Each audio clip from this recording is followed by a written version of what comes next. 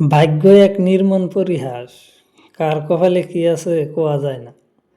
তাই জীবনের চলার পথে সব রকমের কাজকাম করা শিখা লাগে। তোমার আমার কপালে কি লিখে আছে তাই এক আল্লাহ ভালো জানে। কাম করাটা কিন্তু পাপ না, তাই কাজ কাম করে কষ্ট করে উপার্জন করে খাওয়াটাই বেশি ভালো। অন্যজনরে ঠকাইয়া নিজে খাওয়া মানুষ কত দেখলাম। বিশ্বাস করেন ভাই, তাগর এখন কিছুই নাই।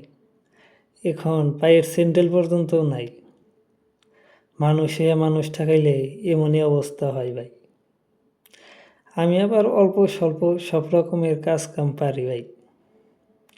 আমি ভাই গরিব মানুষ, কাজ কাম করে খাই।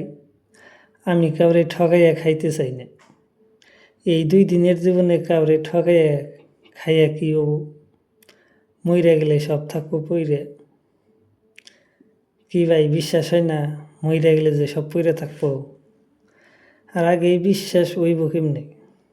এই কয়দিন পাইছে আছি, এই কয়দিন তো খানাকবো। আর বিশ্বাসের মা মইরা গেছে, কাউরে বিশ্বাস করতে নেই। সবেই বেইমানি করে, কারে কমু ভালো আর কারে কমু খারাপ। আমি নিজেই ভালো না। নিজে ভালো তো জগৎ ভালো। আগে নিজে ভালো হই, তারপরে অন্যজনরে কইর। তাই আজকে বিছন ফেলাইয়া শেষ দিমু আর কি। এখন বলবো আমি সার, মটর খেতে দিমু আর মাকই খেতে দিমু ইউরিয়া। তারপরে অল্প আইলাম গোয়াল করে, আইয়া গরুগুনারে একটু আদর করতেছি। গরুর তো আর মা বাপ নাই, আঙ্গর বাড়িতে যেহেতু থাকে তার জন্য আমি তো আদর করতেছি।